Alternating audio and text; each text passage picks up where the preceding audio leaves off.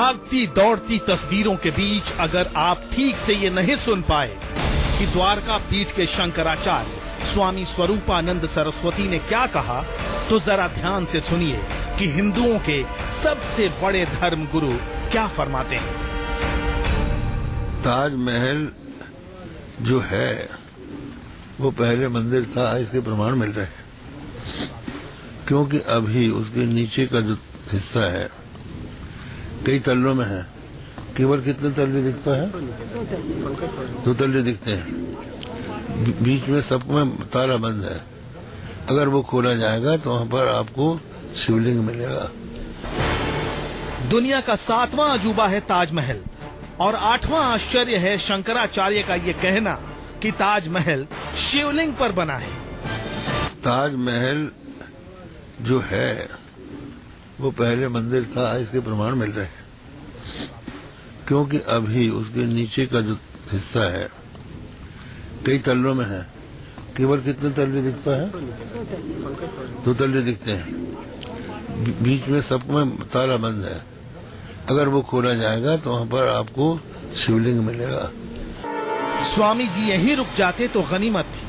उन्होंने भारतीय प्राचीन और मध्यकालीन इतिहास और पुरातत्व का अन्वेषण कर यहाँ तक कह दिया कि ताजमहल के नीचे अग्रेश्वर महादेव नागनाथेश्वर विराजमान हैं। इसे लेकर अदालत में याचिका भी दायर है। शंकराचार्य ने ऐतिहासिक तथ्यों के हवाले से ये दावा किया कि सन 1156 में राजा परमार देव ने इस मंदिर का जीर्णोद्धार कराया, जिस पर 1631-32 में शाहजहां ने कब्जा कर मुमताज महल की याद में मोहब्बत का ताजमहल खड़ा कर दिया। ताजमहल जो है वो पहले मंदिर था, इसके प्रमाण मिल रहे हैं, क्योंकि अभी उसके नीचे का जो हिस्सा है कई तल्लों में है। ऐतिहासिक ज्ञान की नई गंगा बहाने के बाद शंकराचार्य ने हिंदुओं को फरमान भी दे दिया। ये कह दिया कि हिंदुओं को ताजमहल नहीं जाना चाहिए। अरे भैया, वहाँ जाने की जरूरत ही नहीं है। जरूरत नहीं है, जाना नहीं की कोई हम नहीं कर रहे हैं।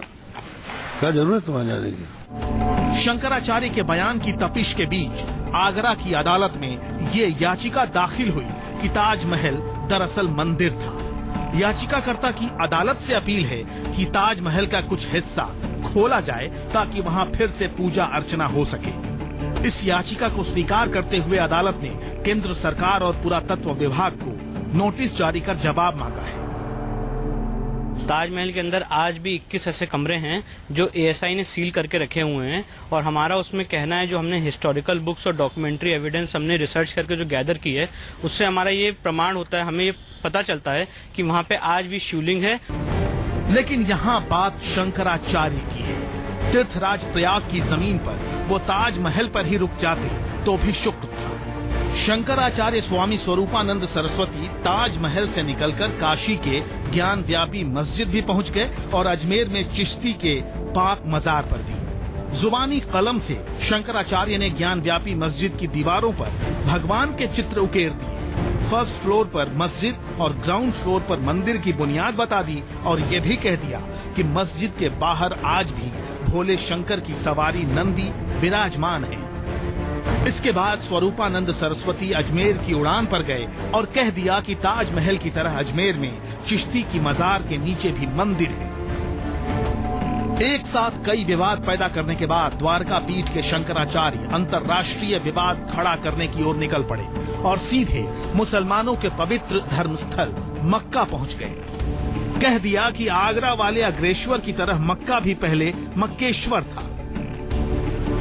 हम तफसील से ये बयान इसलिए नहीं दिखा रहे कि हमारा इरादा ज्ञान की नई अलग से चमत्कृत करने का नहीं है। हम ये बयान इसलिए दिखा रहे हैं कि क्यों बिना ऐतिहासिक तथ्यों की पुष्टि के, बिना पुरातात्विक साक्ष्यों के, दादा नानी की सुनी सुनाई कहानियों की तरह शंकराचार्य की किस्सा गोई विवाद की नई आग है। हम ये दावे से इसलिए कह रहे हैं क्योंकि पुरातत्व के जानकार बताते हैं कि ताजमहल के नीचे शिवलिंग का कोई प्रमाण नहीं है।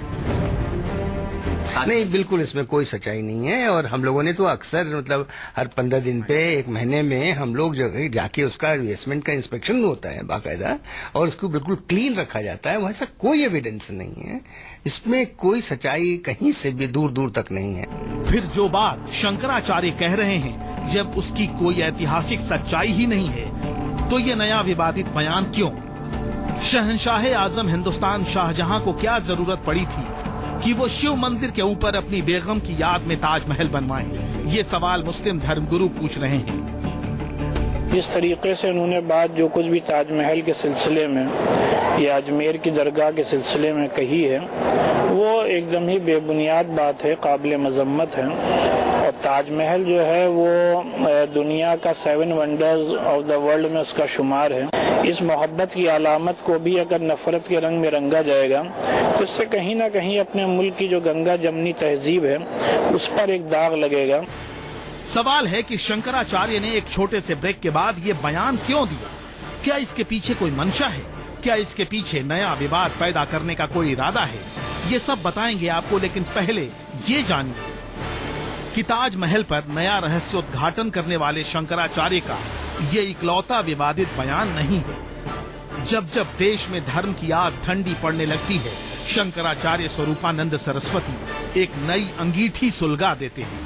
ज्यादा पुरानी बात नहीं है, इस साल जनवरी में शंकराचार्य ने तराना छेड़ा था कि एक शादी और 2 बच्चों का फॉर्मूला सभी धर्मों पर लागू हो। कहने के लिए शंकराचार्य ने 2 बच्चों की थ्योरी की पैरवी की, लेकिन लगे हाथ उस कतार में भी खड़े हो गए जिसे लेकर भगवा ब्रिगेड के चाल चरित्र और चेहरे पर सवाल उठते रहे हैं। जहाँ अपूज्यों की पूजा होती है, पूज्यों का अपमान होता है, वहाँ 3 चीजें होती हैं। दुर्भिक्ष होता है, मरण होता है, भय होता है। स्वरूपानंद सरस्वती ने ये बयान क्यों दिया था? क्या इसलिए क्योंकि धार्मिक सहिष्णुता के सवाल पर मोदी सरकार को उनके ही सहयोगियों ने कटघरे में खड़ा कर दिया? क्या ऐसे बयान देकर द्वारिका पीठ के शंकराचार्य मोदी सरकार की मुश्किल बढ़ाना चाहते थे? ताजमहल का असली नाम है तेजोमालय, भगवान शिव का मंदिर, अग्रेश्वर महादेव मंदिर के नाम से, जिसके नाम से आगरा भी बना, अग्रेश्वर के नाम से। और अगर आप उसको ध्यान पूर्वक देखते हैं तो उसमें गुंबद के ठीक ऊपर एक त्रिशूल बना हुआ है और त्रिशूल के ऊपर कलश है, तो वो किसकी निशानी है? शंकराचार्य के समर्थक दुष्यंत कुमार के शब्दों में दलील देते हैं कि हिंदुओं के सबसे बड़े धर्मगुरु होने के नाते उनका मकसद सिर्फ हंगामा खड़ा करना नहीं है, बल्कि वो तो हिंदू धर्म की तस्वीर बदलना चाहते हैं। लेकिन सवाल है कि तमाम शंकराचार्यों में सिर्फ द्वारका पीठ के मुखिया स्वरूपानंद सरस्वती ही इतने एक्टिव क्यों हैं? बाकी शंकराचार्यों के बयान मीडिया की सुर्खियां क्यों नहीं बनते? इसे समझने के लिए शंकराचार्य स्वरूपानंद सरस्वती के अतीत को खंगालना होगा। हम आपको बताते हैं कि कौन है स्वरूपानंद सरस्वती और वो कैसे बने द्वारका पीठ के शंकराचार्य। उससे पहले ये जानिए कि विवाद और स्वरूपानंद सरस्वती का कितना घनिष्ठ संबंध है। तो ये तब प्रतीक होता जब उसको हिंदुओं के साथ साथ मुसलमान भी मानते। मुसलमान उसको मानते नहीं है, तो हमें क्यों माने? तिरुपति बालाजी की जो आमदनी है उससे कुछ कम आमदनी शिरडी के साईं बाबा की है। ये विवाद पुराना है, लेकिन साईं के विरोध में शंकराचार्य और आगे बढ़ गए। छत्तीसगढ़ के कवर्धा में उनकी तरफ से धर्म संसद बुलाई गई। इस धर्म संसद ने फरमान सुनाया कि हिंदू मंदिर से साईं की मूर्तियां हटाई जाएं।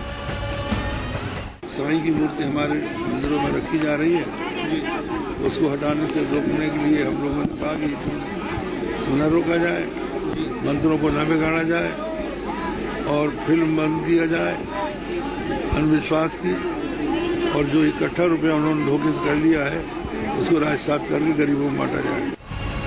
शंकराचार्य ने शिरडी के साईं की जन्म कुंडली निकालकर ये तक बता दिया था कि साईं न सिर्फ मुसलमान थे बल्कि गोमांस भी खाते थे, फातिया पढ़ते थे। साईं को भगवान बताने वाला शिरडी ट्रस्ट हिंदुओं को ठग कर 13 अरब से ज्यादा की दौलत बना चुका है। तिरुपति बालाजी की जो आमदनी है उससे कुछ कम आमदनी शिरडी के साईं बाबा की है, जी मंदिर की है। जी। तो ये दूसरे लोग इसमें हावी हो रहे हैं। यंत्र ये है, ये ब्रिटेन की तरफ से हो रहा है। ये चाहते हैं कि भारत में हिंदू प्रधान न रहें। यदि ऐसे की उपासना की जाती है तो या तो उसका कोई फल नहीं मिलता या विपरीत फल होता है। तो जहाँ तक शिरडी के साईं की बात है, ये जन्म कर्म दोनों से मुसलमान। ताजमहल और साईं विवाद तो चंद नाम है, शायद ही कोई ऐसा मुद्दा हो जिस पर शंकराचार्य किसी न किसी से न भिड़े हों। काले धन पर रामदेव के आंदोलन को झूठा बताया, रामदेव को सलाह दी कि काले धन की बजाय गंगा सफाई पर ध्यान दें। सांकल गुफा विवाद में मध्य प्रदेश के वन मंत्री से उलझ गए। इलाहाबाद महाकुंभ में असली नकली शंकराचार्य के विवाद में पड़ गए। गंगा रक्षा पर स्वामी सानंद से आमना सामना हुआ। केदारनाथ त्रासदी के बाद पूजा को लेकर मुख्य पुजारी तक से उलझ गए। विवाद और शंकराचार्य का ये चंद रिश्ता है। मसला है कि शंकराचार्य स्वरूपानंद क्या सिर्फ द्वारका पीठ के मुखिया भर हैं या फिर कुछ और भी? इसका जवाब जानने के लिए थोड़ा पीछे चलते हैं। 2 सितंबर 1924 को स्वामी स्वरूपानंद सरस्वती का जन्म मध्य प्रदेश के सिवनी जिले के दिघोरी गांव में हुआ। माता पिता ने नाम रखा पोथीराम उपाध्याय। 9 साल की उम्र में घर छोड़कर धर्म यात्रा की। काशी में स्वामी करपात्री जी से सानिध्य में आए। फिर 1942 में भारत छोड़ो आंदोलन में कूद पड़े। इस दौरान वाराणसी की जेल में 9 और मध्य प्रदेश की जेल में 6 महीने की सजा काटी। आजादी की लड़ाई का सिपाही होने के नाते उन्हें क्रांतिकारी साधु कहा जाता था। 1952 में शंकराचार्य को काशी पीठ के शंकराचार्य स्वामी ब्रह्मानंद जी ने स्वरूपानंद सरस्वती का नाम दे दिया। 1973 में स्वरूपानंद सरस्वती काशी पीठ के शंकराचार्य बने और फिर 1982 में उन्हें द्वारका पीठ का शंकराचार्य बनाया गया। मतलब एक साथ 2 पीठों के शंकराचार्य बन गए थे स्वामी स्वरूपानंद सरस्वती। स्वरूपानंद सरस्वती के बारे में यह भी कहा जाता है कि इनका कांग्रेस नेताओं से करीबी रिश्ता है। ये कांग्रेस महासचिव और मध्य प्रदेश के पूर्व मुख्यमंत्री दिग्विजय सिंह की तस्वीर है। शंकराचार्य के चरणों में दिग्विजय सिंह का बैठना बताता है कि उनकी आस्था कैसी है। खुद स्वरूपानंद सरस्वती भी मानते हैं कि आजादी की लड़ाई का सिपाही होने की वजह से कई पुराने कांग्रेसी नेता उनके करीब रहे हैं। अब सवाल है कि क्या कांग्रेस की नजदीकी ही शंकराचार्य स्वरूपानंद सरस्वती को भगवा ब्रिगेड और बीजेपी से दूर करती है? इस सवाल का कोई सीधा जवाब तो नहीं है। अलबत्ता ये जरूर तय है कि जब जब मोदी सरकार के बाबत उनसे सवाल जवाब हुए, द्वारका पीठ के मुखिया का माथा 7वें आसमान पर पहुंच गया। स्वामी जी, अगर नरेंद्र मोदी देश के प्रधानमंत्री बनते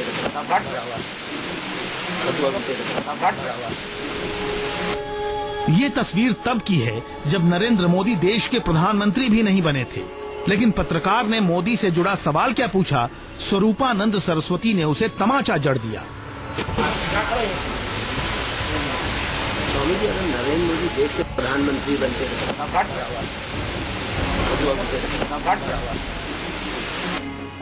तब शंकराचार्य ने कहा था कि उन्हें राजनीति पर बात नहीं करनी।